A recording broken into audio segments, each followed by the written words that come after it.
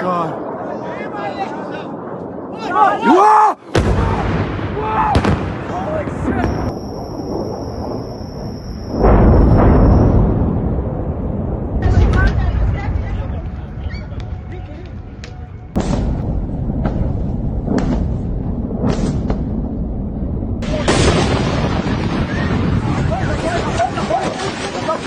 Langit malam di kawasan Timur Tengah berubah warna secara dramatis. Suara sirene peringatan udara memecah keheningan di kota Tel Aviv dan Haifa. Ini bukan lagi sekadar ancaman lisan. Ini adalah eskalasi nyata. Di satu sisi, kita melihat sebuah negara dengan teknologi pertahanan udara paling mutakhir di dunia. Di sisi lain, kita melihat sebuah kekuatan regional dengan persenjataan rudal balistik yang datang bagaikan hujan tanpa henti. Konflik yang selama ini tertutup kini membuka pintu menuju potensi perang skala besar. Mengapa seluruh dunia harus menahan napas melihat situasi ini? Karena percikan api di langit ini memiliki kekuatan untuk membakar stabilitas keamanan dan ekonomi global secara keseluruhan. Selama puluhan tahun, ketegangan antara kedua kubu ini hanya berupa shadow war atau perang bayangan, operasi intelijen, peretasan tingkat tinggi, dan pergerakan kelompok proksi menjadi bahasa diplomasi yang sunyi. Namun, keseimbangan status quo itu kini telah runtuh sepenuhnya. Titik baliknya terjadi ketika ratusan rudal balistik dan drone melintasi batas udara untuk menargetkan pusat populasi secara langsung. Kejadian pada malam itu mengubah perang dingin yang tidak terlihat menjadi bentrokan fisik berskala besar. Serangan ini bukan sekadar unjuk kekuatan biasa, melainkan sebuah deklarasi mematikan bahwa aturan main telah berubah. Dalam analisis strategi militer, kita melihat sebuah pergeseran doktrin yang sangat jelas.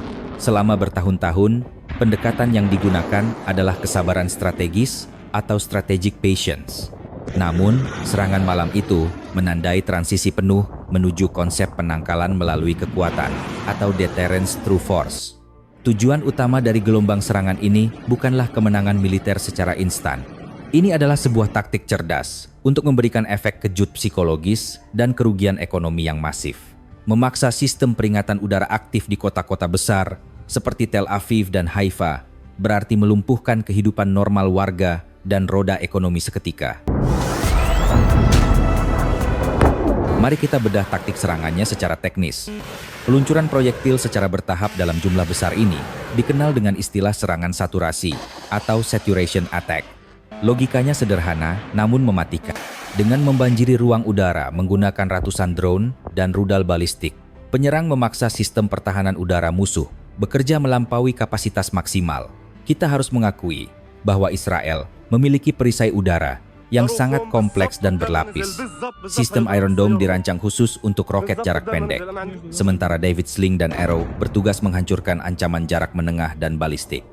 Di atas kertas, sistem ini mendekati kesempurnaan. Sebagian besar proyektil memang berhasil dicegat di udara, namun realita peperangan selalu pahit.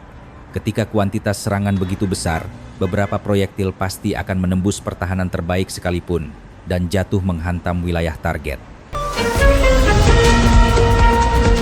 Skala ketegangan semakin memuncak ketika kita memasukkan elemen perang asimetris atau asymmetric warfare. Di saat pertahanan udara sibuk menghadapi rentetan rudal balistik dari jarak jauh, kelompok bersenjata Hizbullah yang berbasis di Lebanon membuka front tambahan dari arah utara. Ini adalah strategi yang sangat merepotkan. Militer dipaksa memecah fokus dan memantau dua arah ancaman sekaligus.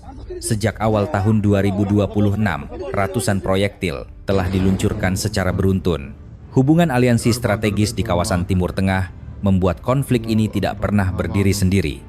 Dengan masuknya serangan proksi dari perbatasan lain, situasi yang sudah panas menjadi semakin rumit dan memperluas medan pertempuran, melebihi batas dua negara yang berseteru.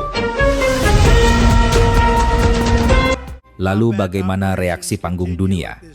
Dinamika militer ini dengan cepat menarik perhatian negara-negara adidaya. Amerika Serikat, sebagai sekutu utama, langsung meningkatkan kesiapan militernya di kawasan tersebut untuk melindungi kepentingan strategis dan memastikan keamanan sekutunya. Namun, Washington juga menegaskan bahwa mereka ingin mencegah konflik ini berkembang menjadi perang yang lebih luas. Di sisi lain, Rusia mengambil pendekatan deeskalasi Moskow mendesak semua pihak untuk menahan diri dan kembali ke meja diplomasi, memperingatkan bahwa bentrokan lebih lanjut akan menghancurkan stabilitas Timur Tengah.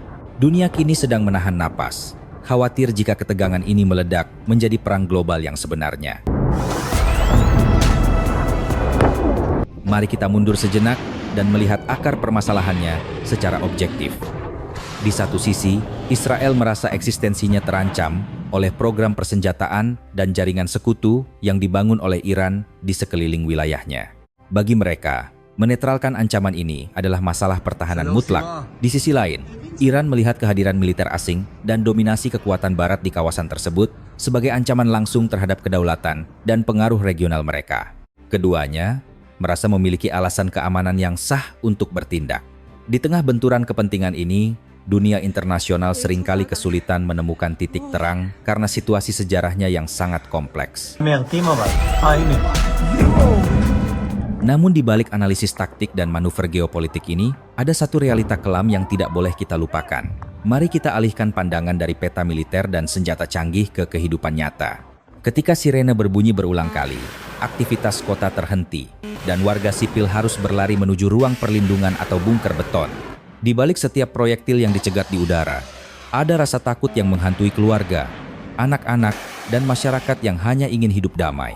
Pada akhirnya, kita harus selalu mengingat bahwa korban sejati dari setiap permainan geopolitik selalu jatuh pada pundak manusia biasa. Mungkin Anda bertanya, mengapa kita yang berada jauh dari Timur Tengah harus peduli? Jawabannya adalah ekonomi global. Kawasan ini memegang peran krusial bagi stabilitas dunia. Jika konflik berkembang lebih jauh, jalur perdagangan utama dan transportasi energi regional dipastikan akan terdampak parah. Efek dominonya sangat jelas. Rantai pasokan terganggu, harga minyak dunia berpotensi meroket tajam, dan pada akhirnya akan memicu inflasi di negara-negara lain. Cepat atau lambat, guncangan ketegangan di perbatasan ini akan terasa hingga ke roda perekonomian dan daya beli masyarakat di seluruh penjuru dunia. Kesimpulannya, apa yang kita saksikan hari ini jauh lebih besar dari sekadar unjuk kekuatan militer. Ini adalah benturan geopolitik, benturan kepentingan strategis, dan benturan narasi sejarah. Meskipun sistem pertahanan secanggih apapun terus dikembangkan, keamanan sejati tidak akan pernah lahir dari moncong senjata. Sejarah selalu mengingatkan kita bahwa dalam peperangan yang berlarut-larut, tidak ada yang benar-benar keluar sebagai pemenang. Yang tersisa hanyalah kehancuran dan kerugian panjang bagi semua pihak yang terlibat. Pertanyaannya sekarang, apakah dunia internasional mampu meredakan ketegangan ini melalui jalur diplomasi, atau kita justru sedang melangkah menuju perang regional yang jauh lebih besar? Bagaimana pendapat kalian mengenai situasi ini? Tuliskan analisis kalian di kolom komentar. Jangan lupa untuk berlangganan saluran ini untuk mendukung diskusi yang objektif. Sebagai catatan penting, video ini dibuat semata-mata untuk tujuan edukasi, analisis geopolitik, dan diskusi publik. Kami mengandalkan sumber jurnalistik terbuka dan tidak mendukung kekerasan, peperangan, atau propaganda dari pihak manapun. Terima kasih telah menonton.